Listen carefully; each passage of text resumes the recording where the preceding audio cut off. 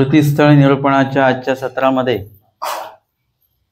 आपण 257 क्रमांकाची स्मृती या ठिकाणी श्रवण करत आहोत। मार्ग सिंहावलोकने ज्वर निवृत्ती, मग तिसरा दिसी भटोबासी म्हणितले, आजी माझ्या ज्वरासी किती दी। मागच्या स्मृतीमध्ये आपण बघितलं की भटोबासांना ताप आलेला आहे आणि पंडित बाज सुपवती पलंग आणि गादी हे विकत घेऊन येतात आणि भटोबासांसाठी ते अंथरूण टाकलं जातं आणि भटोबास त्यावर उगेची निद्रा करतात। आता 3 दिवस झालेले आहेत, ताप आहे आणि मग तिसऱ्या दिवशी भटोबास विचारतात, आजी माझ्या ज्वरासी किती दी, म्हणजे मला ताप येऊन किती दिवस झालेले आहेत। कधी कधी अधिक अशक्ततेमुळे आपल्याला किती दिवस झाले काय वगैरे हे लक्षात येत नसतं। कधी कधी आजारी माणूस त्या अशक्तपणामुळे झोपून राहिल्यानंतर जेव्हा जाग येते तेव्हा सकाळ आहे की संध्याकाळ झाली हे कधी कधी लक्षात येत नसतं आणि मग अशा वेळेला थोडीशी विस्मृतीसारखंही आपल्याला होत असतं। एवढंच काय, तर एखाद्या सोहळ्यामध्ये आपण जर का उपस्थित झालो 5-6 दिवस, तर मग त्याच्यामध्ये कधी कधी आपल्याला वार कळत नाही की आज कुठला वार आहे काय आहे। आम्ही मार्गात होतो तेव्हा नेमकं लक्षात यायचं नाही की आज वार कुठला आहे किंवा तारीख कुठली आहे, कारण की तिथे त्या दिनदर्शिकेशी काही घेणं देणं आम्हाला नसायचं। एक रोजचं एक रुटीन ठरलेलं आहे, अभ्यास आहे, पोथी आहे, देवपूजा आहे, सेवादास्य आहे, यामध्येच पूर्ण जो दिवस आहे तो उपयोगी लागायचा। मग फक्त शुक्रवारी आम्हाला सुट्टी असायची तेव्हा कळायचं की आज शुक्रवार आहे बरं का, म्हणजे त्यावरून फक्त एक आठवडा बदलला हे कळायचं। म्हणजे अशी विस्मृती आपल्याला अनेक वेळा होत असते। कधी कधी एखाद्या निरूपणाच्या श्रवणामध्ये आपण इतके रममान होतो की त्याच्यामध्ये किती वेळ गेला आपला, उपयोगी गेला म्हणण्यापेक्षा किती वेळ उपयोगी गेला हे लक्षात येत नाही। 2 तास 3 तास असे होऊन जातात। म्हणजे अशा पद्धतीने म्हणा किंवा भटोबासांनी एक सहजपणे माहिती म्हणून म्हणा, भटोबास काही विसरतील असं नाही। भटोबासांना सध्या काय घडतं आहे कुठे हेही माहिती आहे त्यांना, परमेश्वराच्या कृपा प्रसादाने कुठे काय घडणार आहे या संदर्भात सुद्धा त्यांना जाणीव आहे आणि म्हणून ते शक्यता विसरतील विस्मृतीत जातील असं नाही। म्हणून त्यांनी एक माहिती म्हणून विचारलं की आज माझ्या ज्वराला किती दिवस झाले बरं। पंडित बासी म्हटले, आजी तिसरा दिसू, म्हणजे आज 3रा दिवस आहे तुम्हाला ज्वर आलेला, त्याला 3रा दिवस उगवलेला आहे। भटोबास म्हणतात, मज गोसावी अधिकरण केले। आता भटोबासांनी एक वेगळं चिंतन या ठिकाणी आपल्या समोर मांडलेलं आहे की आपल्या आयुष्यामध्ये काही पण जे घडतं त्याचं कुठेतरी सिंहावलोकन आपण केलं पाहिजे, त्याच्या संदर्भात विचार आपण केला पाहिजे की हे असं का झालेलं आहे। जसं आपलं डोकं दुखत असलं की आपण काय करतो, लगेच गोळी घेतो, खाऊन घेतो, पण आपण हा विचार करत नाही की आपलं डोकं कशामुळे दुखत असेल, त्याच्या संदर्भात विचार केला गेला पाहिजे, मागे सिंहावलोकन केलं गेलं पाहिजे आणि मग औषध घेणं किंवा कुठलं औषध घेणं याच्याविषयी निर्णय घेतला पाहिजे। भटोबासांनी पाहिलं की आपण समस्त जे काही आयुष्य आहे आपलं जगणं आहे ते ईश्वराला समर्पित केलेलं आहे। देवानी म्हणितल्याप्रमाणे आपण सर्व वर्तन केलेलं आहे। मग ते म्हणतात की मज गोसावी अधिकरण केले, म्हणजे देवानी मला अधिकरण केलेलं आहे। म्हणजे स्वतः भट्टोबास स्वतः काही अधिकरण झालेले नाहीत, स्वतः आचार्य झालेले नाही आहेत।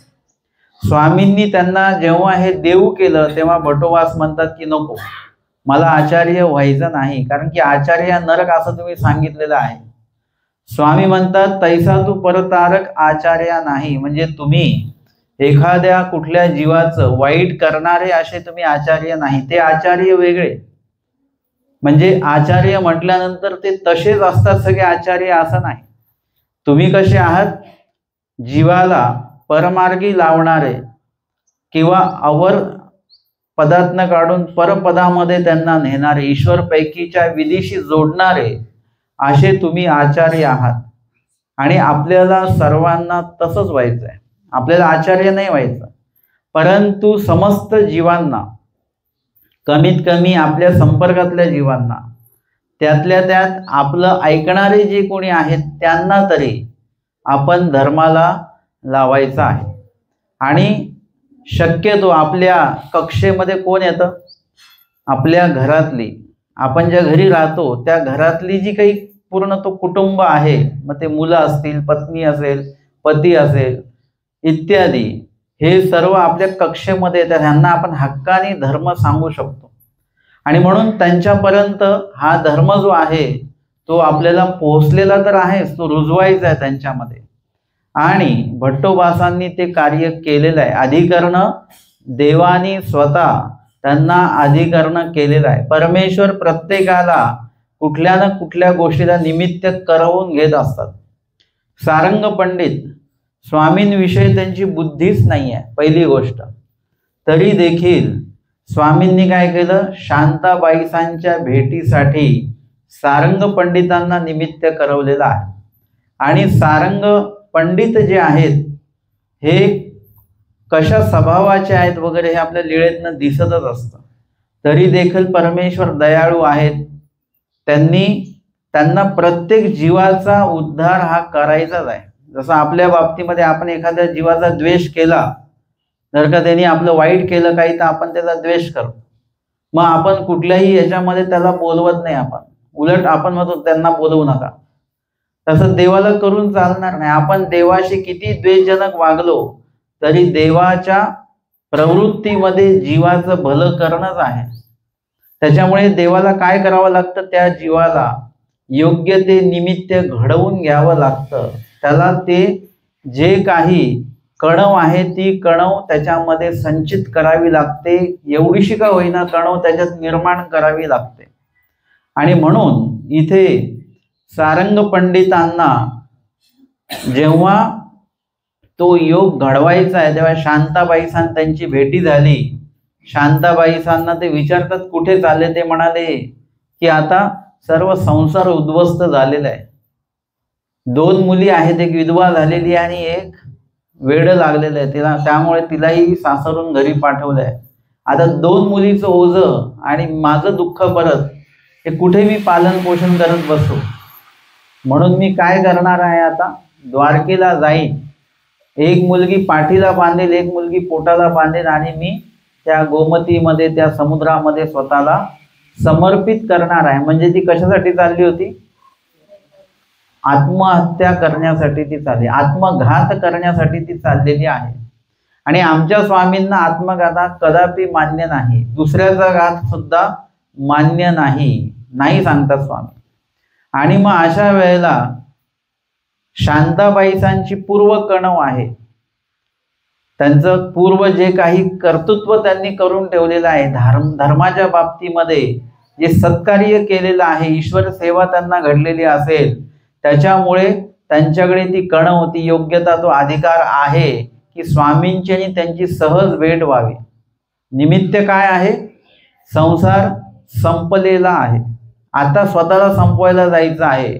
जीवन संपवायला जात असतानाच परमेश्वर रूपी जीवनाची माहिती मिळाली आणि त्यांच्या जीवनाची पूर्ण दिशा जी आहे ती पूर्ण बदलून गेलेली आहे.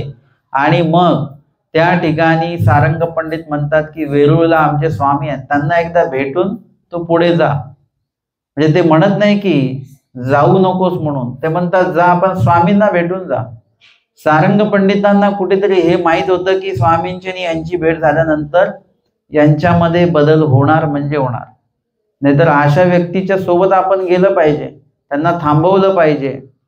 त्या व्यक्तीला एकटं पाठवलं तर काय करेल, ती व्यक्ती स्वतःला संपवून टाकेल. परंतु सारंग पंडितांचा विश्वास एकीकडे आमचे स्वामी सांगतात हे तर बुद्धी नाही, बुद्धी जरी नसली परंतु विश्वास मात्र त्यांना आहे की देवाकडे गेल्यानंतर काही ना काही बदल यांच्यामध्ये होणारच. आणि तो बदल झाला. म्हणजे सारंग पंडितांना स्वामींनी ते निमित्त करवलेलं आहे. आता लक्षात घ्या की सारंग पंडितांमुळे शांताबाईसांना देवाची भेट झालेली नाही. आपण म्हणू की सारंग पंडितांमुळे भेट झाली, उलट शांताबाईसांमुळे सारंग पंडितांना लाभ प्राप्त झाला. त्यांना निमित्त, ते चांगल्या कार्यासाठी निमित्त ठरले. त्याला निमित्त कोण आहेत? शांताबाईसा त्या कार्याला निमित्त आहेत. आणि म्हणून अशा पद्धतीने प्रत्येक जीवाला आपल्याला ईश्वराकडे पाठवता आलं पाहिजे. जरी सारंग पंडित कसे जरी असले तरी आमच्या देवाकडे शांताबाईसांना त्यांनी पाठवलेलं आहे. दादोस कसे जरी असले तरी अनेकांना त्यांनी स्वामींकडे ते घेऊन आलेले आहेत.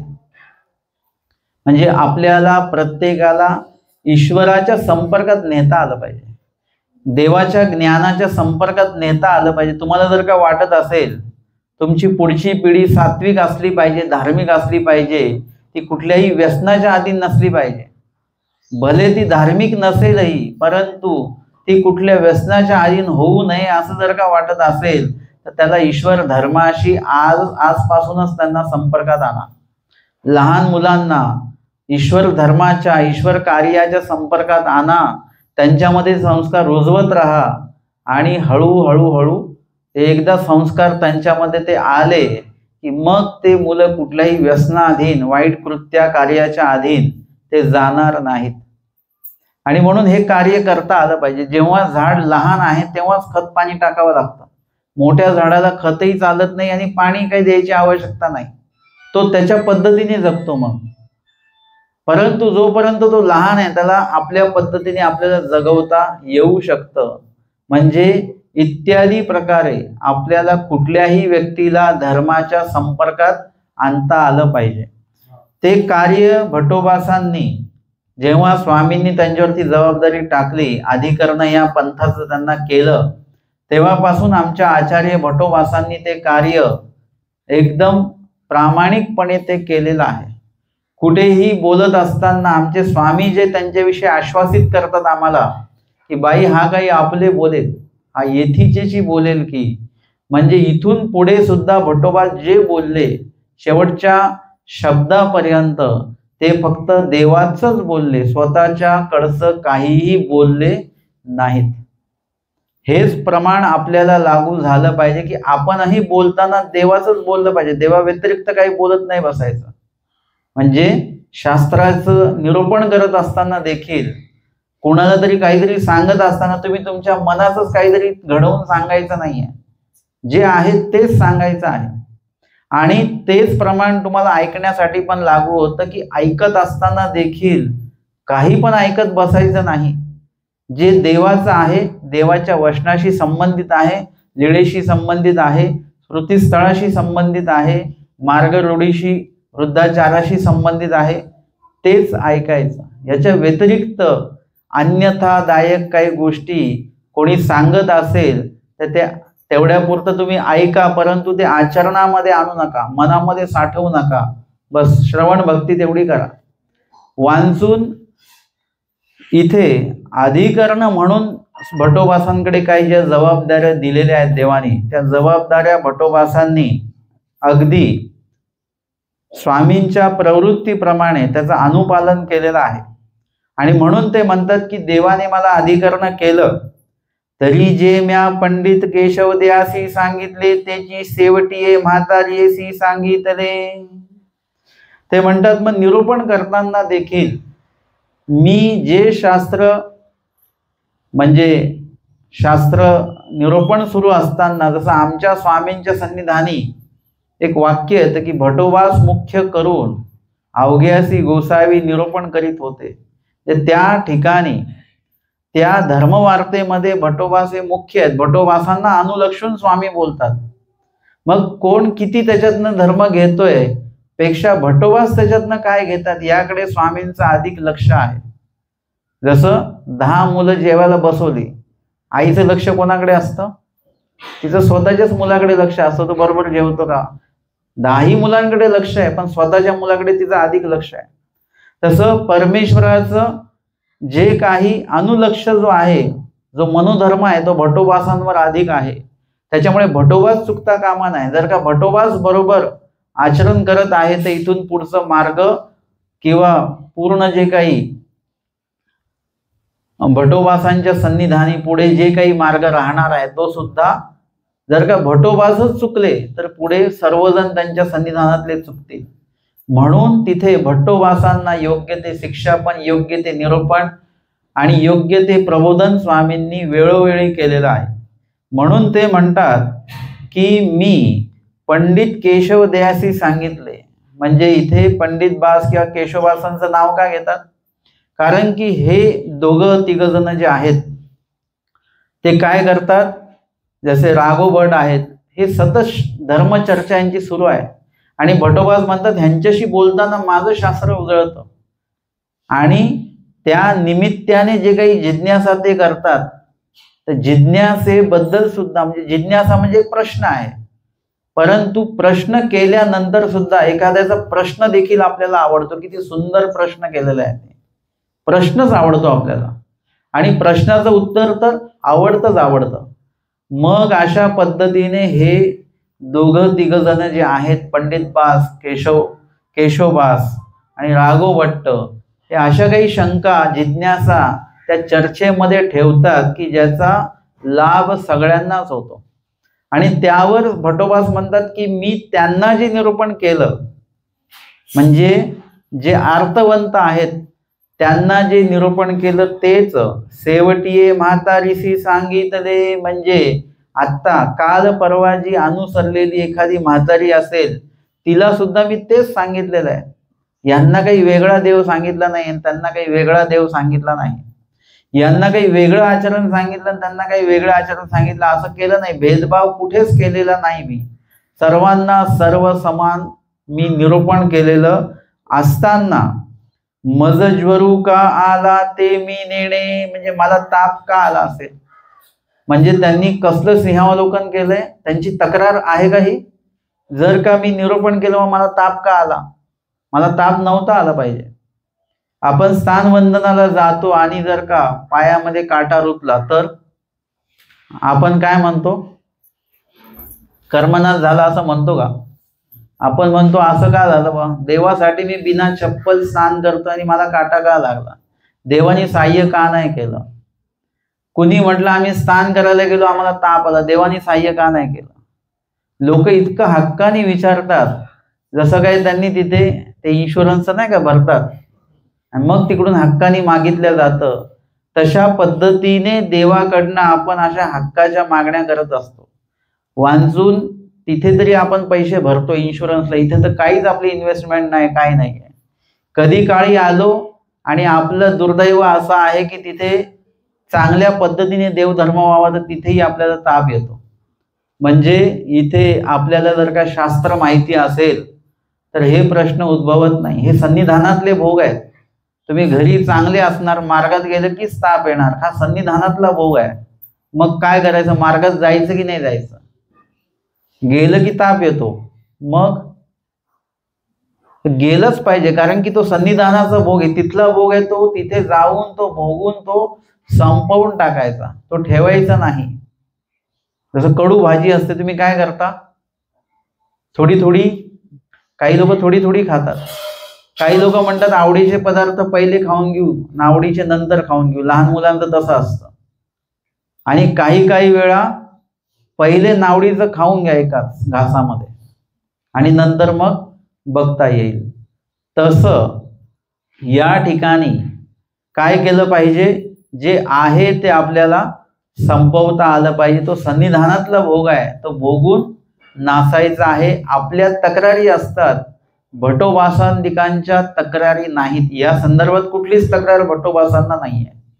फक्त त्यांनी त्याचं चिंतन केलेलं आहे की माझं कुठे काही सांगण्यात चुकलं का, माझ्याकडनं काही वंचकत्व झालं का, मी कुणाला कमी जास्त लेखलेलं आहे का, ईश्वराने जे निर्दोषपणे माझ्याकडे दिलेलं आहे त्या निर्दोष दातृत्वामध्ये माझ्याकडनं काही दोषाचं संचरण झालेलं आहे का याचं अवलोकन त्यांनी केलेलं आहे. जसं जाणकार व्यक्ती असेल, रोज जर का तो सकाळी 1 तास स्मरण करतो आणि आज जर का पाऊण तासालाच त्याला कंटाळा आला, तर तो व्यक्ती चिंतन करतो की का बरं आपण रोज 1 तास तर चांगलं स्मरण करतो, आज आपल्याला आळस का आला, कशामुळे, काही मळीनत्व आलं का, काही अविधी घडला का, काही नपळ्यातच ना आलो गेलो का आपण, याचं चिंतन तो व्यक्ती करतो. कुठे इकडे तिकडे आपण काही खाल्लं का, म्हणजे इत्यादी चिंतनातनं आज 15 मिनिटं आपल्याला स्मरण जे कमी झालं त्याचं कारण तो शोधतो. तसं आचार्य भट्टोबास ते कारण शोधत आहेत की मी देवाच्या व्यापारात कुठे काही कमी पडलो का, काही चूक झाली का, की मला हा ज्वर आलेला आहे आणि 3 दिवस हा ज्वर मला आहे, ते मी नेणे, परंतु हा का आला, कशामुळे आला हे काही मला माहिती नाही. आता खूप त्याचं संशोधन करत बसायचं नाही, परत उत्तर भेटलं तर भेटलं. कधी कधी आपलं उत्तर जवळच असतं की का झालं असं, काल आपण अमक्या ठिकाणी गेलो होतो, तिथे काही खाऊन वगैरे आलो आपण, ते नपळाचं ठिकाण होतं, किंवा ती जागा कशी असेल, काय असेल. म्हणजे कधी तुम्ही जर का हिंसक जागेतनं किंवा तामस जागेतनं काही खाऊन आलात तर घरी आल्यानंतर निश्चितपणे वाद किंवा भांडणं किंवा चिडचिड असं काही पण होत असतं. म्हणून संवेदनशील राहा. कुठून बाहेरून खाऊन आल्यानंतर तुमच्या मनामध्ये काय निर्माण होतं, कुठला दोष निर्माण होतो याच्यावर लक्ष द्या. चिडचिड झाली तर समजायचं की ती जागा ती तामस होती, किंवा वाद भांडणं झाले की समजायचं ती जागा हिंसक होती, काहीतरी तिथे घडलेलं वगैरे असावं, आणि म्हणून तो प्रभाव आपल्याला अन्नाच्या माध्यमातून आपल्या वागणुकीमध्ये आलेला आहे. याचं संवेदनशीलता आपल्या अंतःकरणामध्ये असली पाहिजे. आणि म्हणून आचार्य भट्टोबास म्हणतात की मला ज्वर का आला, ताप का आला, ते मी नेणे, म्हणजे ते तर मला माहिती नाही. म्हणून सिंहावलोकन केले, म्हणून सिंहावलोकन केले म्हणजे मागील पूर्ण चिंतन केलं स्वतःचं, की आपण आधी काय होतो, कसे होतो, तिथे काही दोष घडला, सन्निधानी आलो, 5-6 वेळेला येऊन जाऊन आपण थांबलो देवाकडे, तेव्हा काही दोष घडला का, बोध झाला त्यावेळेला काही चुका घडल्या का, आपल्या अनुसरणाला उशीर झाला का, किंवा मग खडकुलीला अनुसरलो त्यानंतर देवाच्या आज्ञेत काही भंग झालेला आहे का आपल्याकडून, काही स्वामींना आपण उदास केलं म्हणून स्वामींनी आपल्या रुद्रपूरला पाठवलं, इत्यंभूत सर्व त्यांनी असं आठवलं, चुका शोधल्या. आपल्याला एखादी वस्तू भेटत नसते तेव्हा घरातला आपण पूर्ण काना कोपरा सगळं शोधून काढतो. जिथे जिथे ती वस्तू भेटण्याची अपेक्षा असते तिथे तिथे ती वस्तू शोधतो, आणि तिथे नाही भेटली तर जिथे नाही भेटणार तिथे सुद्धा शोधतो. एकदा आमच्याकडे ते पेनच भेटत नव्हता, सगळीकडे शोधला तो विशिष्ट पेन होता. मग मी म्हटलं फ्रीज पण उघडून बघावं, ते मला म्हटलं वा फ्रीजमध्ये कुठे असेल, म्हटलं जिथे होतं तिथे शोधलं, तिथे तर भेटला नाही. मग आता कदाचित जिथे नाही शोधलं आता त्या जागाही आपल्याला शोधाव्या लागतील. आपल्या दोषांच्या बाबतीमध्ये सुद्धा असंच आहे की आपला दोष कुठे घडला असेल सांगता येत नाही.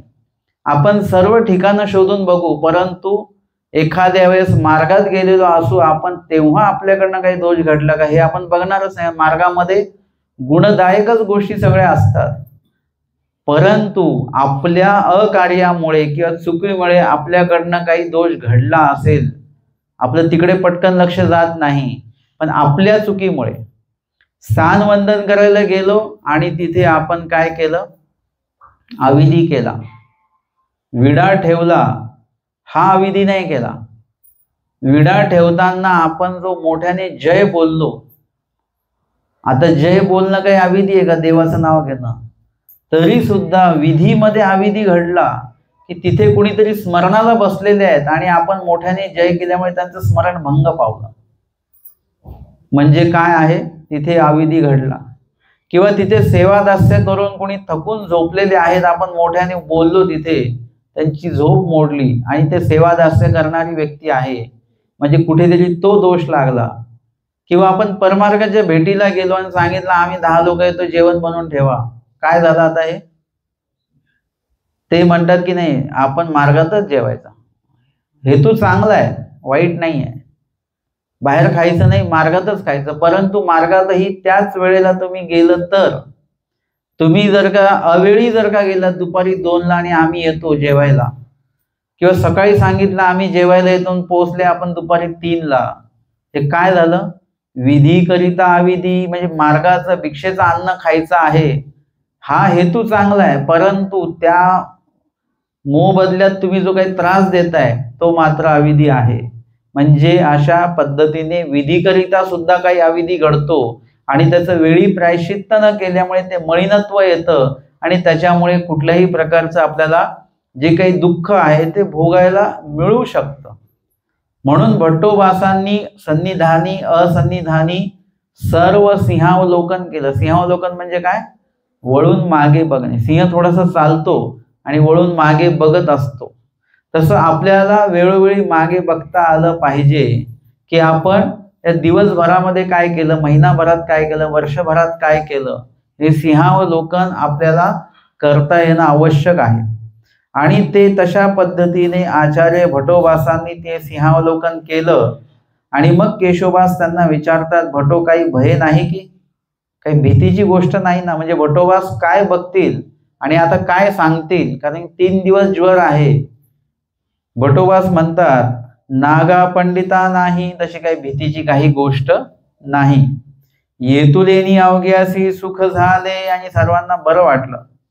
मग भट्टोबासी म्हटले, कवणी बोलो नको गा, आता कोणीच बोलू नका, उगेची असा सर्वांनी शांत राहा. मी गोसाव्यांची लीळा आठवीन, मी आता देवाच्या लीळेचं चिंतन करणार आहे. म्हणजे नामचिंतन आहेच, परंतु लीळा चिंतन हे पूर्णत्व आहे एकदम. जसं मी सांगतो, एक जर का लीळा तुम्ही आठवायला लागले, त्या लीळेमध्ये नामही येतं, त्या लीळेमध्ये लीळा पण येते, त्या लीळेमध्ये मूर्ती पण येते, त्या लीळेमध्ये चेष्टा पण येते. हे वेगवेगळं आठवायची आवश्यकता नाही काही, एकाच लीळेमध्ये सगळ्या गोष्टी येतात. श्री प्रभू महाराज 12 घोड्याशी खेळ करतात. याच्यामध्ये एखाद्या जीवाचा संपर्क तिथे आला तर काय होतं, ती लीळा पण आहे. त्या ठिकाणी श्री प्रभू खेळ क्रीडा करतात 12 घोड्याशी, म्हणजे श्री मूर्ती पण त्या ठिकाणी आली. त्यानंतर श्री प्रभूंचं नामही आम्ही घेत आहोत आणि ते 12 घोडे कशाचे आहेत? पाषाणाचे घोडे आहेत. म्हणजे काय आलं त्याच्यामध्ये? चेष्टा पण आली. आमचे स्वामी उंबरट्यावर श्रीचरण ठेवतात, उंबऱ्यावर ही एकूण श्रीचरण उंबऱ्यावर ठेवते. म्हणजे काय झालं? चेष्टा आली. एकच लीळा तुम्ही आठवा, त्या लीळेमध्ये नाम, लीळा, मूर्ती, चेष्टा हे सर्व येतं. हे वेगवेगळं आठवत बसलात तर तुम्हाला स्मरणाचा आनंदच येणार नाही. आणि म्हणून इथे या ठिकाणी आपल्याला असं सरसकट सर्व ते आठवायचं आहे. आणि आमच्या आचार्य भट्टोबास स्वामींच्या लीळाच आठवत असतात नेहमी. त्यांना माईंभटांनी विचारलं की सतत ते चिंतेमध्ये असतात की चिंतनात असतात? कशात असतात? चिंतनामध्ये. चिंतेमध्ये असलेल्या व्यक्तीचा चेहरा वेगळा असतो आणि चिंतनात असलेल्या व्यक्तीचा चेहरा वेगळा असतो. लगेच आपल्या लक्षात येतं.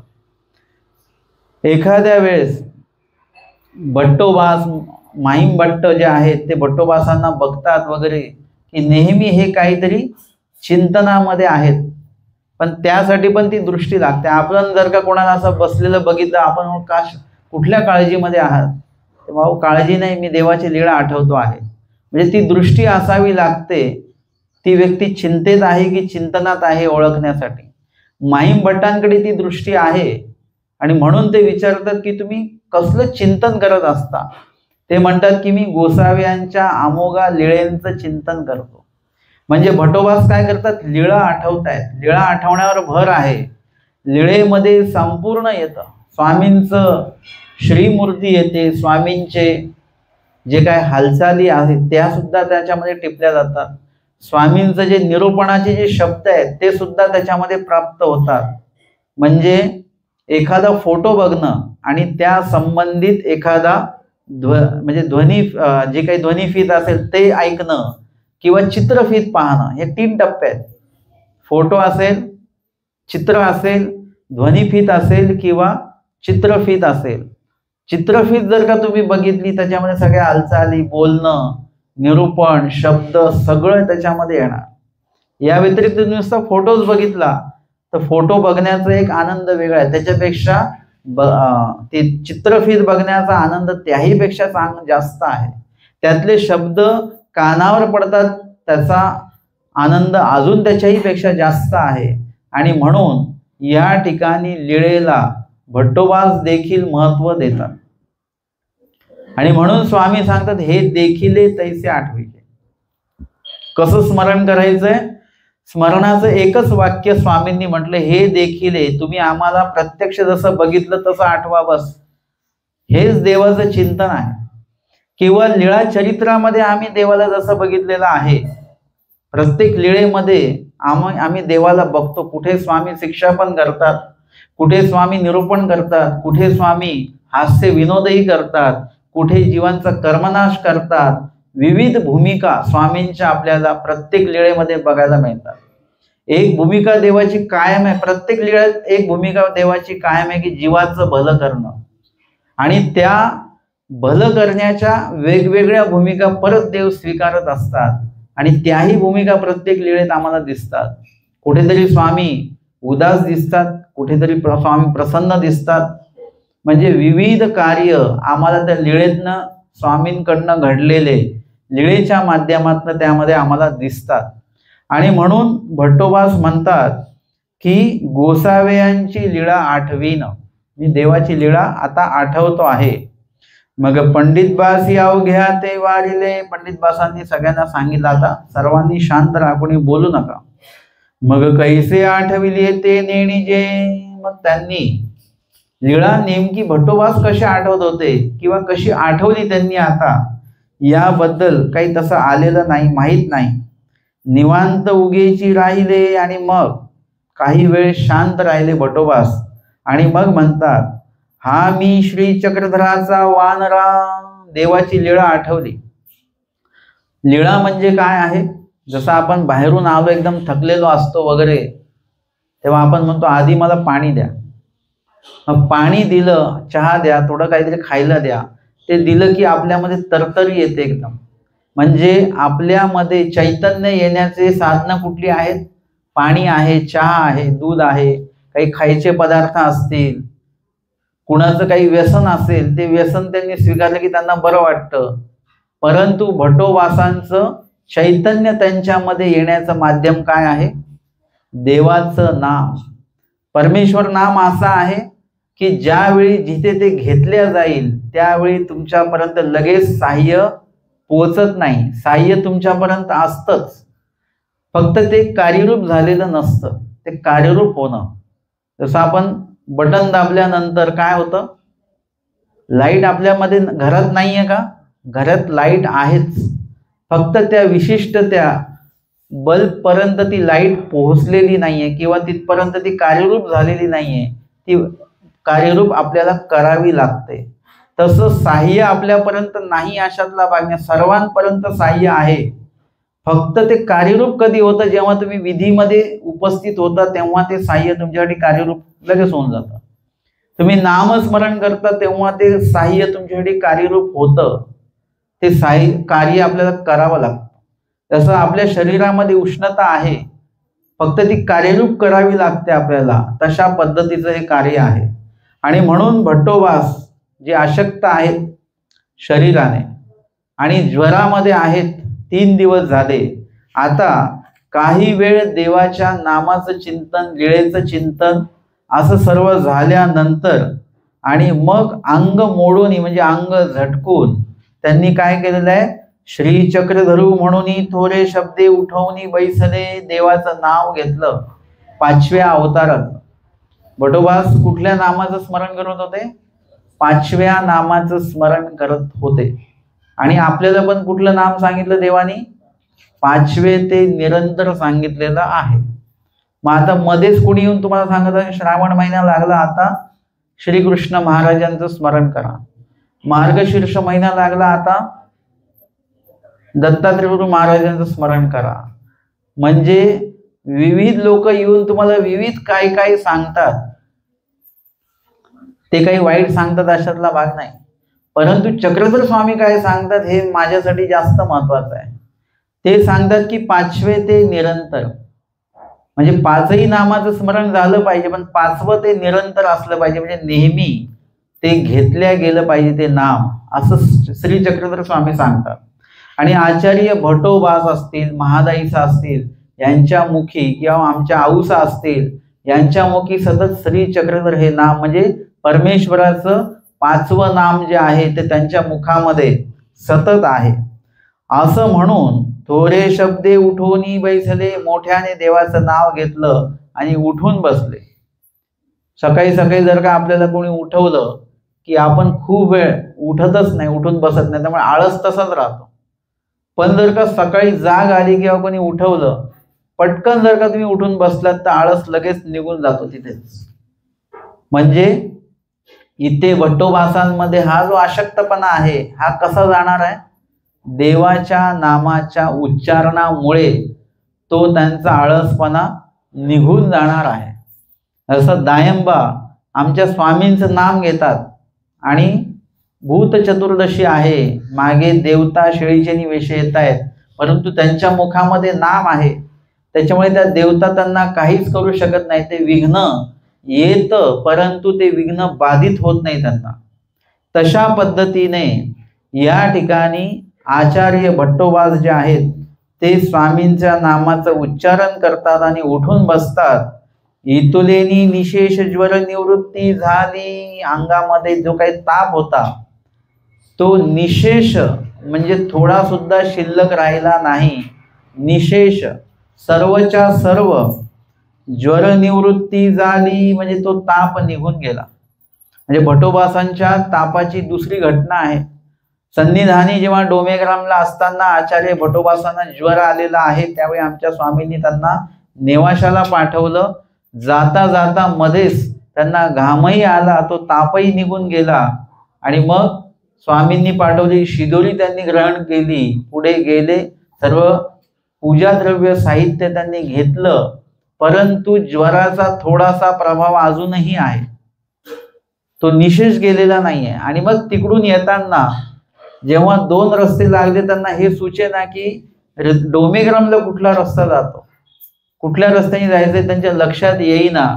मग त्यावेळी त्यांनी खाली बसून मोठ्याने आवाज दिलेला आहे आणि तो आवाज स्वामींपर्यंत पोहोचला. कारण की तो आवाज कुणासाठी दिलेला आहे? देवासाठी तो आवाज दिलेला आहे, कारण की देवापर्यंत पोहोचायचा आहे. आणि मग तो आवाज तुम्हाला आम्हाला ऐकू येणार नाही, तो बरोबर देवालाच ऐकू येणार. आपल्यामधली कुठली व्यक्ती जर का प्रार्थना करत असेल स्मरणाच्या माध्यमातून, ती आपल्याला ऐकू येईल का? नाही येणार, ती देवाला मात्र ऐकू येणार आहे. आणि देवाने आमच्या स्वामींनी सांगितलं नाथोबासांना जा, भट आले, स्वामी वाट बघतायत कधी येतील हे. कारण की त्यांच्या येण्याची उत्सुकता देवाला जास्त आहे, कारण की देवाला दाखवून द्यायचंय. मगाशी कोणीतरी म्हटलं दादोस की गोसावियांचा वानरा स्वतःला सांभाळू शकत नाही, त्या दादोसांना दाखवायचं आहे की येथीचा जो साधक आहे तो स्वतःला तर सांभाळतोच, परंतु परमेश्वराच्या अनेक ज्या देवाने दिलेल्या जबाबदाऱ्या सुद्धा तो निर्दोषपणे सांभाळतो. ते दाखवून द्यायचंय भट्टोबासांचं ते कर्तृत्व दादोसांना, आणि म्हणून स्वामी त्यांची वाट बघत आहेत. आणि मग दादोस नाथोबास जे आहेत ते वर जातात छतावर आणि त्यांना आवाज देतात. मग भट्टोबासांच्या लक्षात येतं की आवाज कुठल्या दिशेने आलेला आहे, आणि मग ते बरोबर उपस्थित होतात. तर त्या ठिकाणी सांगितलं की जो ज्वर होता त्यांच्या शरीरामध्ये अजून पण थोडासा अशक्तपणा होता, तो त्यांनी जेव्हा तो आवाज दिला त्यावेळी तो ज्वर निशेष निघून गेला, म्हणजे पूर्ण ज्वर त्याच्यातनं शरीरातनं निघून गेला आणि ते पूर्ण सशक्त झाले. हे सेवेचं महत्व आहे, आज्ञा पालनाचं महत्व आहे आणि आवडीपूर्वक क्रिया केल्याचं हे महत्व आहे. आणि म्हणून इथे सुद्धा आमच्या देवाचं नाव घेतल्यानंतर मोठ्याने निशेष ज्वर निवृत्ती झाली, सर्व ताप त्यांच्या शरीरातनं निघून गेला. केशव पंडिताधिका थोर सुख झाले, आणि केशव पंडित म्हणजे केशवबास आणि पंडितबास आणि समस्त जी काही त्या ठिकाणी साधक वर्ग आहेत त्यांना सर्वांनाच थोर सुख झालेला आहे. स्मृती पुढची 258 क्रमांकाची येते. पंडिती स्वप्न श्रवण. एकू दिसू पंडित बासी स्वप्न देखिले. एका दिवशी पंडित बासांनी एक स्वप्न पाहिलेलं आहे. मडाबाहेरी कोणी खळी व चोळी सावला, मोकळे केश ऐसी स्त्री एकी मडाबाहेरी. पवळीचा कोणी आता काही करीन ऐसे पुन पुन शब्दी रडो लागली. स्वप्न त्यांना पडलेलं आहे की मठाच्या बाहेर म्हणजे निंब्याला हे सर्वजण आश्रमामध्ये आहेत आणि मठाच्या बाहेर कोणी खळीव सावला म्हणजे रेशमी वस्त्र वगैरे असं मोकळे केश आहेत त्या स्त्रीचे. ऐसी स्त्री एकी मडा बाहेरी. पवळीचा कोणी म्हणजे त्या एका कोपऱ्यामध्ये उभं राहून आता काही करीनो ऐसे पुन्हा पुन्हा शब्दी, पुन्हा पुन्हा ती म्हणते, रडते आहे, ओरडते आहे की आता काय करेन मी, आता मी काय करेन, असं ती रडते सुद्धा आहे आणि बोलते सुद्धा आहे. ते शब्द पंडित बासांचा कानी पडती. स्वप्नामध्ये ते शब्द त्यांच्या कानावर पडत आहेत आणि मग ऐसे काही पा देखिले. त्यांना असं झालं की हे स्वप्न काय पडतंय, उगाच वेगळं स्वप्न आहे काही नेहमीपेक्षा. म्हणून गजबजून उठिले बैसले. उठले, जाग आली आणि बैसले म्हणजे उठून बसले. तव ते शब्द कानी पडतची होते. आणि ते शब्द कानावर पडत होते. आता ते स्वप्न म्हणावं की सत्य म्हणावं, म्हणजे ते सत्य जे आहे ते स्वप्नामध्ये आलं आणि स्वप्नातनं जागे झाल्यानंतर लक्षात आलं की ते स्वप्न पण आहे, स्वप्नातही आलं आणि ते सत्य सुद्धा आहे. म्हणजे ते शब्द अजूनही कानावर पडतच आहे, ते थांबलेले नाहीत. आणि मग ते तर जाऊनी पाहिले. मग त्यांना लक्षात आलं की स्वप्नामध्ये काय कुठली जागा दिसली आहे, मठाच्या बाहेर. आणि मग गेले. आवाजही त्यांचा अजूनही सुरूच आहे. तिथे जाऊन बघितलं तर प्रकाशू देखिला. त्यांनी तिथे उजेड पाहिला, प्रकाश, तेज जे आहे ते तेज त्या ठिकाणी त्यांना दिसलं. येर कोणी नाही, दुसरं तिथे कोणीच नाही, फक्त प्रकाश दिसला. आणि मग येऊनी बैसले, परत आतमध्ये येऊन बसले. उदयासीची भटोबासांपुढे सांगितले. भटोबासांना सांगितलं की हे काय स्वप्न मला वेगळंच पडलं आणि असं असं पण दिसलं बाहेर. तरी भटोम्या कैसे काही देखिले. असं काय स्वप्न पडलं मला. यावरी भटोबासी म्हटले, आता मज गोसाव्यांचा हाकार येईल. भटोबास म्हणतात आता मला देवाचं बोलवणं येणार आहे लवकरच. ते ये स्थळीची देवता, ते या विभागातली ती देवता आहे. तुम्हा सूचिक दाखविले. तुम्हा ते सूचित दाखविले म्हणजे भविष्यात काय घडणार आहे याची सूचना तुम्हाला त्या देवतेने दिलेली आहे. तेव्हा अवघ्यासी दुःख वाटले. आता भटोबासांच्या मुखातनं असं ऐकल्यानंतर सर्वांनाच दुःख त्या ठिकाणी झालेलं आहे. पुढची स्मृती येते 259 क्रमांकाची. ज्वरागमनी भटी गुरुकुळी क्षेमानुवादू. एकू दिसू भटोबासी म्हटले, आजी मज गोसाव्यांचा हाकार येईल गा. म्हणजे ताप गेल्यानंतर भटी गुरुकुळी क्षेमानुवाद, गुरुकुळाशी त्यांनी काही बोलणं केलेलं आहे, काही संवाद केलेला आहे. आणि ते म्हणतात की आज मला स्वामींचं बोलवणं येणार आहे. आता ही मागची स्मृती जी आहे काही 1, 2, 3 दिवस आधीची असू शकते. आणि नंतर आज आचार्य भटोबास म्हणतात की आज मला देवाचं बोलवणं येईल. तेव्हा पंडित मुख्य अवघे गजबजिले. तेव्हा सगळेजण एकदम गडबडून गेले की भटोबास कुठलं काय वाक्य बोलतायत असं. कोणी काही मिरवणुकीचे पुसे. मग प्रत्येकाला असं झालं की भटोबास नसतील तर कसं होणार, म्हणून मिरवणुकीचे म्हणजे भटोबासांना विचारतात, सांगतात, विचारतात की तुम्ही नसलं, तुम्ही असं काय बोलताय, तुम्ही जाणार म्हटले, स्वामी तुम्हाला बोलवणार आणि तुम्ही गेल्यानंतर मग परमार्गाचं कसं होणार, या आश्रमाचं कसं होणार, आमचं कसं होणार. प्रत्येक जण अशी काळजी व्हायला लागले. त्या वेळेला भटोबासी म्हटले, हे ऐसे मज पुसो नको. याबद्दल मला काहीच विचारायचं नाही. हा मार्ग कोणाचा आहे? देवाचा आहे. मग त्याला काळजी कोणाची असेल? कोणाला या मार्गाची काळजी असेल? देवाला असेल. परमेश्वर बरोबर ज्यावेळी जे कार्य करायचे त्यावेळी ते कार्य विविध जीवांच्या माध्यमातून करू शकतात. जसं आज मी समजा इथे निरूपण करतोय आणि माझं सांगण्याचा योग आहे, तुमचा ऐकण्याची ज्ञानाची परवड तुमची आलेली आहे. यदा कदाचित मी नसतो आलो तर दुसरं कोणीतरी आलं असतं. म्हणजे तुमचं ज्ञान ऐकण्याचा योग आहे तर तो परमेश्वर बरोबर तो योग पुरवितात आणि त्या बदल्यामध्ये कोणी ना कोणी व्यक्ती येऊन तुम्हाला ज्ञान दातृत्व करून जाणार आहे. त्यासाठी मीच असलो पाहिजे अशातला काही भाग नाही, कारण की हे कार्य परमेश्वराचं आहे. तुम्ही जो अधिकार जोडला ज्ञान ऐकण्याचा तो परमेश्वराचा अधिकार आहे आणि जे ऐकणार आहात ते सुद्धा परमेश्वराचंच आहे. त्याच्यामुळे या ठिकाणी ते व्यवस्थापन परमेश्वर स्वतः करत असतात. आणि म्हणून इथे आचार्य भटोबास म्हणतात की परमार्गाचं कसं होईल, काय होईल, मला हे शब्द हे वाक्य तुम्ही विचारू नका, कारण की हे सर्व परमेश्वर बघणार आहेत. मला तुम्हाला विचारायचं असेल तर काही मज निर्वचन महावाक्य उद्धरणीचे पुसा, काय विचारा. आचार्य भटोबासांनी आपल्याला एका दृष्टीने हे वाक्य आपण वाचतो, पण या वाक्यातनं काय वाचतो आपण हे जास्त महत्वाचं आहे. काही लोक विचारतात की बाबा म्हणते कसलं पारायण करू आम्ही. त्या दिवशी कोणीतरी विचारलं घरामध्ये असं असं चालतं, मग कुठली पूजा घातली पाहिजे. हे आपले प्रश्न आहेत, कारण की आपलं ज्ञानस्तरच वाढलेला नसल्यामुळे काय काय करावं लागतं, देवाला कुठल्या दिशेला ठेवायचा, दिवा कुठल्या दिशेला लावायचा, हे असले प्रश्न विचारले जातात. स्नान कुठल्या दिवशी घालायचं, हे प्रश्न विचारायचे आहेत का आपल्याला. आचार्य भटोबास म्हणतात निर्वचन महावाक्य आणि उद्धरणीचे पुसा. आम्ही या मानव पंथामध्ये स्वतःचा उद्धार करायचा म्हणून आलेलो आहोत.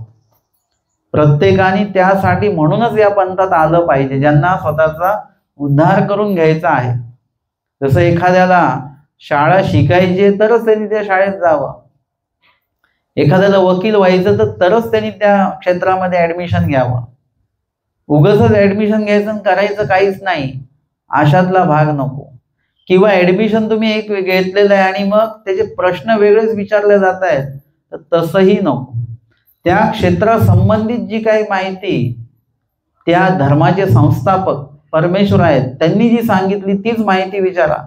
बाकीच्या माहित्या विचारत बसू नका, ते तुम्हाला मोक्षाला नेणार नाही आणि त्याच्यातनं बाहेर या थोडंसं. मग कधी बाहेर येऊ आपण, जेव्हा आपला ज्ञानस्तर वाढेल तेव्हा ते आपण त्याच्यातनं बाहेर येणार आहोत. नाहीतर काही प्रश्न असतात की त्याचा आपल्या आयुष्याला किंवा मोक्षाला काही उपयोग त्याच्यामधनं होत नसतो. म्हणून आपल्याला विचारायचं आहे निर्वचन महावाक्य आणि उद्धरणीचे, म्हणजे उद्धार प्रक्रिया कशी आहे स्वामींची, उद्धार क्रिया परमेश्वर कसे पद्धतीने करतात, काय त्याचं पद्धती आहेत किंवा काय त्याच्या बरोबर एक एक स्तर आहे त्याचा, कुठलं ज्ञान आधी आहे कुठलं नंतर आहे. मग हे पहिलं ज्ञान भेटण्यासाठी काय करावं, भेटल्यानंतर काय करावं, इत्यादी गोष्टींविषयी आपण चर्चा मंथन घडून आणलं पाहिजे, केलं पाहिजे आणि त्या पद्धतीने आपण आचरण सुद्धा केलं पाहिजे. आणि म्हणून वेळोवेळी आपल्याला निर्वचन महावाक्य आणि उद्धरण आपले जर का विचारायचं झालं तर उद्धरण या पदामध्ये सगळंच आलं, अस्थिपरी पण आली, आचार प्रकरण पण आलं. जे जे काही आचारपर वचनं आम्हाला देवाने सांगितलेली आहेत, काही जे अशा पद्धतीचं महत्वपूर्ण जे निरूपण आहे स्वामींचं, त्या संबंधित जे काही विचारणा आहे ते उद्धरणीचे, म्हणजे उद्धरण कार्याला साह्यभूत होणारे प्रत्येक प्रश्न आपण विचारू शकतो, प्रत्येक उत्तर आपण प्राप्त करू शकतो आणि प्रत्येक त्या कार्याविषयी आपण चिंतन करू शकतो. हे काय आहे, उद्धरणाच्या संबंधित आपल्याला बोलायचं आहे. आणि म्हणून आचार्य म्हणतात की मला विचारायचं झालं तर बाकीच्या व्यवस्थापनेबद्दल विचारू नका, मला विचारायचं झालं तर महावाक्य निर्वचन आणि उद्धरण या संदर्भातलं विचारा. मग पंडित पुसती भटोबास निरूपिती, म्हणजे पंडित बास. मग काही प्रश्न त्यांचे होते, ते प्रश्न त्यांनी केले, ती चर्चा घडवून आणली आणि मग भटोबास निरूपिती, आचार्य भटोबास त्यांना त्यांच्या प्रश्नांची उत्तर देत आहेत, जिज्ञासेची उत्तर देत आहेत. मग केतुलिनी काळे म्हटले, पंडिता आता पुसो नको. आता भट्टोबासांनी विचारायला का सांगितलं बरं? का विचारायला सांगितलं? कारण की शेवटच्या काळामध्ये ईश्वराच्या महावाक्य निरूपणाचं, निर्वचन निरूपणाचं काय झालं पाहिजे? चिंतन झालं पाहिजे. आणि कधी कधी असं असतं की स्वतःचं चिंतन चांगलं होतं, परंतु कधी कधी जर का कोणी प्रश्न विचारला तर त्या संदर्भातलं चिंतन अजून चांगलं होतं. जर का मी एकट्याने स्मृती वाचली तर माझं एवढं चिंतन होत नाही. जर का मी कुणाला सांगण्यासाठी म्हणून जेव्हा एखादं चिंतनी म्हणजे स्मृती सांगतो किंवा एक वचन सांगतो, त्यावेळी त्या संबंधित मला इतक्या काही गोष्टी आठवतात. म्हणजे कधी कधी धर्मवार्तेला जे काही महत्व दिलेलं आहे ते यासाठीच आहे की धर्मवार्तेमध्ये स्वामी सांगतात की नूतन जे आहे ते त्याच्यामध्ये आठवतं आपल्याला. जे जे सिद्धांत देवाने सांगितले त्या सिद्धांताशी ते एक घडी आपली बरोबर जोडल्या जात असते. त्या संदर्भात अनेक वचनं आठवतात, लीळा आठवते, निरूपण आठवतं, दृष्टांत आठवतात आणि म्हणून ते धर्मवार्ता महत्वाची आहे. आणि म्हणून भट्टोबासांनी या ठिकाणी शेवटच्या क्षणी देखील धर्मवार्ता जी आहे ती घडवून आणलेली आहे. आणि धर्मवार्ता करता करता आता ते म्हणतात की पंडिता आता पुसू नको, आता काहीच विचारू नका, आता शांतता राहू द्या.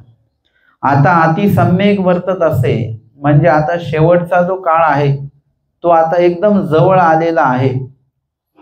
आता तुम्हा 500 गुरुकुळा ते हात जोडून म्हणत असे. आता 500 गुरुकुळ त्यावेळी आहेत, याचं ते प्रमाण आहे की भटोबासांच्या सन्निधानी तिथे 500 गुरुकुळ आहेत.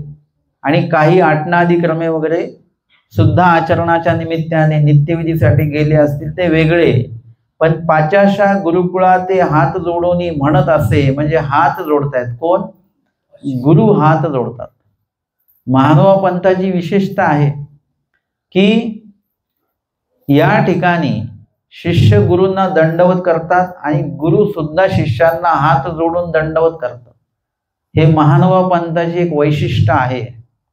जेव्हा प्रायश्चित्त असतं त्यावेळेला शिष्य सुद्धा गुरुकडे प्रायश्चित्त करतात आणि गुरु सुद्धा शिष्याकडे प्रायश्चित्त करतात. ही महानुभाव पंथाची विशेषता आहे. आणि जी काही सेवा प्राप्त झाली भटोबासांना, देवानी सोपवलेली सेवा, आता त्या सेवेतनं निवृत्त होण्याची ती वेळ आहे. आणि अशा वेळी सुद्धा भट्टोबा समस्त गुरुकुळांपुढे जे शिष्यांपुढे हात जोडतात, गुरु शिष्यांपुढे हात जोडतात आणि त्यांच्याकडे प्रायश्चित्त करतात आणि म्हणतात, गोसाव्यांचा व्यापारू चालविता. स्वामींचा हा उद्धरण कार्याचा जो व्यापार आहे त्याचा मी एक भाग झालो. देवाने मला ती जी काही जबाबदारी सोपवली तो व्यापार चालविता. कोण्हा माझे वेकास गेले असेल, म्हणजे माझ्याकडनं कुणाला वेडं वाकडं काही बोललं गेलं असेल, कुणाला मी शिक्षा पण केला असेल, माझ्या बोलण्यामुळे कुणाचं मन दुखवलं असेल, तरी तुम्ही समस्ती क्षेमा करावी. तुम्ही सर्वांनी मिळून मला क्षमा करा. म्हणजे कुणीही माझ्याबद्दल कुठलाही वाईट जे काही आहे, काही दोष आला असेल माझा तो ठेवू नका आणि मला सर्वांनी क्षमा करा. जे गुरु शिष्यांना क्षमा करतात तेच गुरु शिष्यांकडे क्षमा मागत आहेत. ही एका ज्ञानियाची विशेषता आहे. परमेश्वर ज्ञानी जे आहेत त्यांच्याबद्दल आमचे स्वामी सांगतात, त्यांच्याकडे जी स्वस्थता आहे ती इतर कोणाकडे नाही. ही ज्ञानियाची विशेषता आहे. आणि जो व्यक्ती स्वस्थ आहे त्याच्याकडे त्या ज्ञानाचं आचरण आहे असं समजायचं. अस्वस्थपणा जर का आपल्याकडे, आता आपण दुसऱ्यांचं मूल्यमापन कधी करायचं नाही बरं का. आपल्याला असं काही कळलं की लगेच आपण ते भिंग घेऊन बघत राहतो कोण कोण अस्वस्थ आहे तिथे. ते नाही बघायचं. आपण आरसा घेऊन बघायचं की मी अस्वस्थ आहे का. ज्ञानाचा उपयोग स्वतःसाठी करा, स्वतःचं मूल्यमापन करण्यासाठी करा. त्या ज्ञानाला चष्मा नका बनवू, त्या ज्ञानाला आरसा बनवा की त्या ज्ञानामध्ये मी बरोबर दिसतोय का, मी बरोबर बसलोय का, माझं वर्तन बरोबर आहे का हे स्वतः त्याच्यामध्ये स्वतःला बघा आणि माझ्याकडे स्वस्थता आहे का नाही आहे हे पहिले लक्षात घ्या. कधीही स्वतःपासून सुरुवात करायची आणि स्वतःपर्यंतच ते ठेवायचं. लक्षात येते की आपल्याकडे स्वस्थता नाही आहे. आपल्याला पंखा नसेल तर आपल्याला अस्वस्थ होऊन जातो, गरम होत असेल तर अस्वस्थ होऊन जातो. म्हणजे कितीतरी अशा अडचणी आल्या की आपण अस्वस्थ होतो. आणि त्यामध्ये जर का परमार्गाचा एखादा सेवा व्यापार आज्ञा पालन आपण करत असू तर त्यामध्ये काही अडचणी आल्या तर अजून अस्वस्थ होतो आपण. ही अस्वस्थता जी आहे ती आपली कुठेतरी गेली पाहिजे, संपली पाहिजे आणि तरच आपण त्या मार्गावर चाललोय, म्हणजे बोध होण्याच्या मार्गावर चाललोय. काही लोक मला विचारतात की आम्हाला बोध झाला असेल का,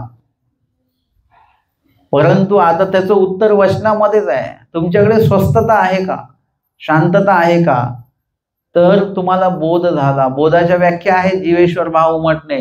तो तर आम्हाला उमटलेला आहे, परंतु त्या बोधाचं कार्य जर का आमच्याकडे वर्तत असेल तरच आम्ही जसे जसे बोधवंत आहोत. नाही तर पास होणारे 95% मार्क घेणारे पास होतात आणि 35% मार्क घेणारे पास होतात. पण 35% वाल्याला कुठल्याही प्रकारची किंमत नाही जी 95% वाल्याला आहे. म्हणजे नुसतं पास होणं महत्वाचं नाही, तुमची ती गुणवत्ता, तुम्ही जी कशा पद्धतीने किती टक्क्यांनी टक्केवारीने तुम्ही ती प्राप्त करता त्याला जास्त महत्व आहे. म्हणून तुम्ही नुसते बोधवंत असून उपयोग नाही, जीवेश्वर भाव उमटून उपयोग नाही, उपदेशी असून उपयोग नाही, संन्यासी असून उपयोग नाही. तुमच्याकडे ती स्वस्थता आहे का याला जास्त महत्व आहे. परमेश्वर भक्तांना ते बघणार की तुमच्याकडे स्वस्थता किती आहे. त्यावर तुमचं जे काही वासनिकत्वाचं दीक्षित्वाचं जे काही प्रमाण आहे ते प्रमाण देव निश्चित करणार आहेत. आणि म्हणून ते म्हणतात की तरी तुम्ही समस्ती क्षेमा करावी. म्हणजे शेवटच्या टप्प्यामध्ये सुद्धा कसलं भान आहे की माझ्याकडल्या चुका आहेत त्या चुकांचं आत्ताच प्रायश्चित्त घडलं पाहिजे. ज्यांच्या संबंधित चुका झालेल्या आहेत त्यांच्या संबंधित ते प्रायश्चित्त, त्यांच्याकडेच ते प्रायश्चित्त झालं पाहिजे. तर चुका एकाकडे केल्या आणि प्रायश्चित्त दुसऱ्याकडे केलं चालत नाही. म्हणून इथे शेवटच्या टप्प्यामध्ये सुद्धा ती स्वस्थता भटोबासांकडे आहे. ऐसे म्हणून जय केले असं म्हणून त्यांनी श्री चक्रधर स्वामींचा जयघोष केलेला आहे, देवाचं नाव घेतलेलं आहे. आणि जय केले म्हणजे सगळ्यांना दंडवत केला असाही त्याच्यातनं अर्थ येतो. पुढची स्मृती येते 260 क्रमांकाची. भटोबासा ईश्वर दर्शन.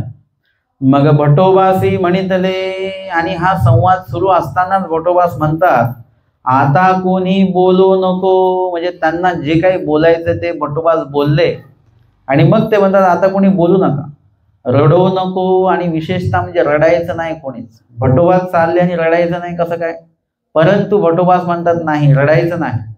अवसान झाल्या पहारती हात लावू नको. म्हणजे देहावसान झाल्यानंतर 3 तास कोणीही माझ्या देहाला हात लावू नका. आता मी श्री चक्रधरा बाईसांच्या देवा ते आठवितो. कोणाला आठवतात? नामाकडे लक्ष द्या. नाम साधना काय आहे ती. मी श्री चक्रधरा म्हणजे श्री चक्रधरांना. कोण श्री चक्रधर? न जे बाईसांचे देव आहेत. बाईसा देवा म्हणायची आमच्या स्वामींना, बाबा म्हणायची.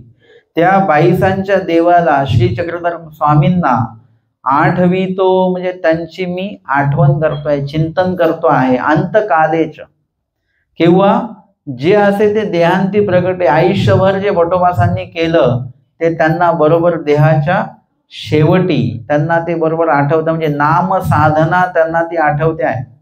आणि ते म्हणतात मी आता देवाला आठवतो आहे. ऐसे म्हणून निजैले. आणि शांतपणे डोळे मिटलेले आहेत, झोपलेले आहेत आणि देवाच्या नामाचं चिंतन सुरू असताना, देवाला आठवत असताना आणि निघाले म्हणजे देहातनं त्यांचा जो जीव आहे तो ईश्वर दर्शनासाठी निघालेला आहे. मग वासनिकी विमान केले. मग वासनिकांनी काय केलेलं आहे? विमान तयार केलं. एरवी प्रापंचिक लोकांना कसं त्याच्यावर ते झोपवून नेतात, पण संन्यासी जे आहेत त्यांना झोपवून नेल्या जात नाही, त्यांना बसवून नेतात. विमानी ताट तांबिये लाविले. त्याला काय लावायचं सजवायचं त्यांनी ते सजवलं. ओवाळणीया घातलिया. ओवाळणी वगैरे केलेली आहे. वाद्ये लावली, वाद्य वाजंत्री लावलेली आहे. ऐसे गंगीची थडिये आणले, गंगेच्या थडेकडे त्यांना आणलेला आहे, गंगेच्या काठाला. योगू संस्कारू केला, म्हणजे जो खड्डा तयार केलेला आहे त्याच्यामध्ये त्यांना बसवलेलं आहे, झोपवलेलं नाही.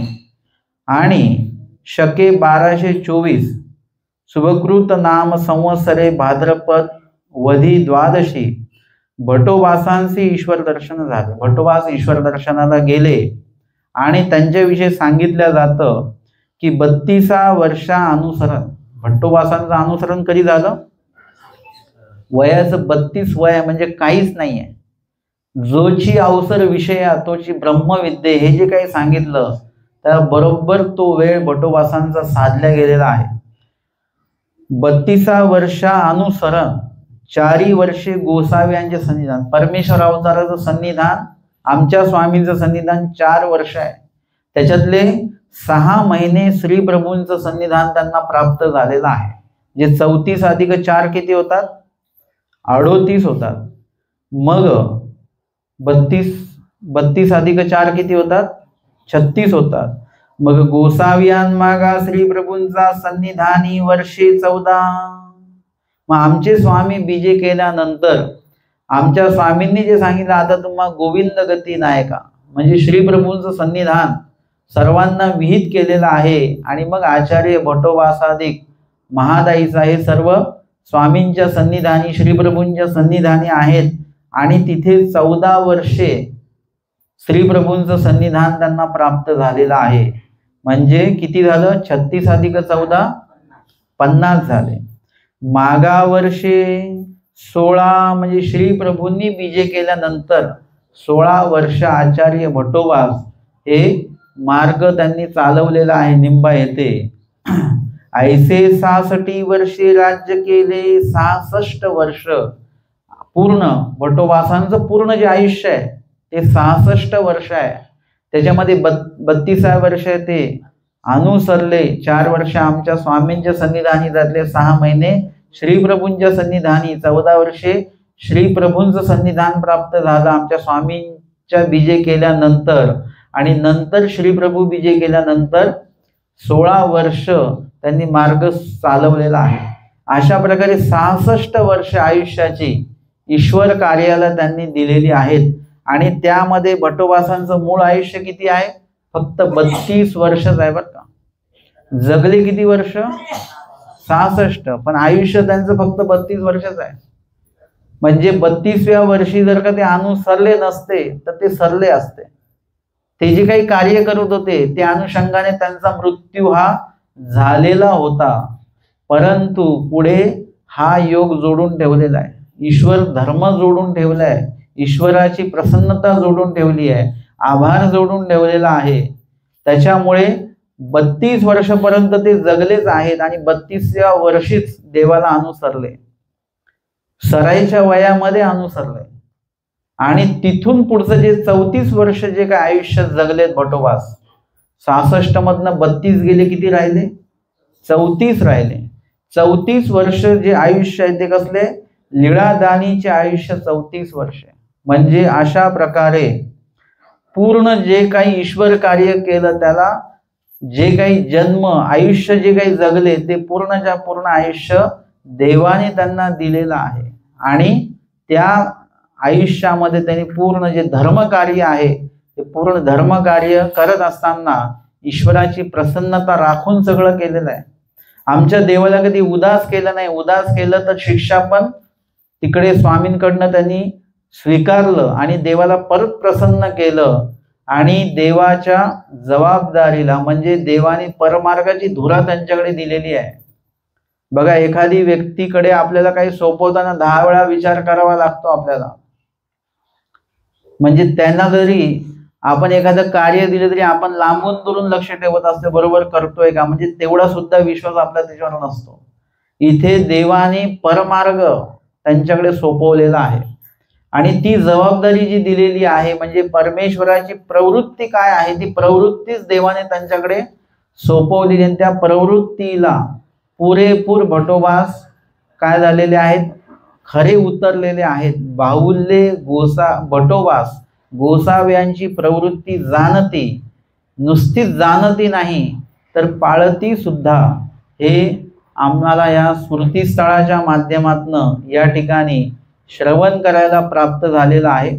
आणि स्मृतीस्थळातील एकूण 261 स्मृती आहेत. त्याच्यापैकी शेवटची जी स्मृती आहे ती भटावियोगी पंडिती दुवा करणे आणि मग तिथेच गंगेची थडिये की मडी येऊनी हे नेणीजे पंडित बासी वियोगी धुवा केला. चांगल्या प्रकारचं काव्य ते करायचे आणि त्याच्यामध्ये ईश्वर वियोगाचं दुःख त्याच्यामध्ये असायचं की आमचे आचार्य म्हणतात की गीत विको आणि तुम्ही कसं काय गीत वगैरे बनवता.